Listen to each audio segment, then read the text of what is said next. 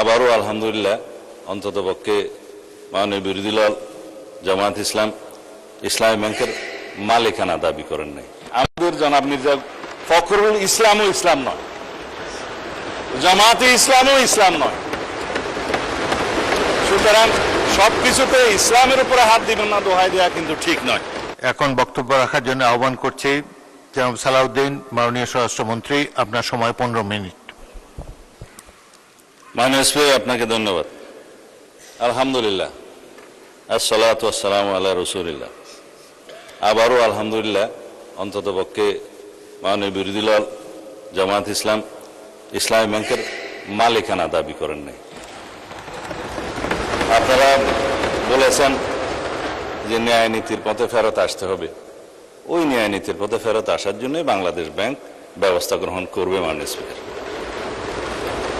আমরা মাননীয় বিরোধী দলীয় নেতার এবং জামায়াত ইসলামের দুঃখ বুঝবো না। মাননীয় স্পিকার, ওই আছে না, চিরসুখী জন ভ্রমে কি কখন বুঝিতে কি পারে, কি যাতনা বিষে বুঝিবে সে কিসে, কবু আসিবে সে ধ্বংসে নিজারে। এটা 19 শতাব্দীর একটা বাঙালি কবি কৃষ্ণচন্দ্র মজুমদারের কবিতা। তার আরো কয়েকটা লাইন আছে, যতদিন ভবে না হবে না হবে তোমার অবস্থা আমার সম, ঈষৎ হাসিবে শুনে না শুনিবে বুঝে না বুঝিবে যাতনা মম। আমাদের এখানে কবি বেশি আছে মানুষ। তো এখন বটম আপ করি।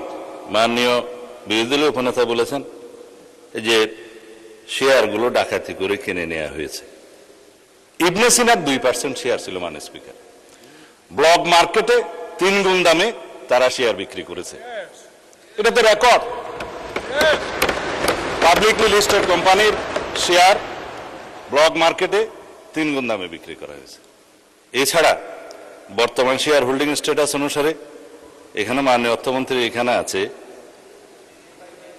81%, 92% বোধহয় একটা গ্রুপের। তারা যেভাবে বললেন আমি জানি না খতিয়ান, এটা স্ট্যাটিস্টিক্স বলছে। দয়া করে আপনারা না বললে খুশি হবে। আপনাদের বলার সময় আমরা বলি নাই। Lily premium gold soap 24 carat gold এনে দেয় রিয়েল গোল্ডেন গ্লো।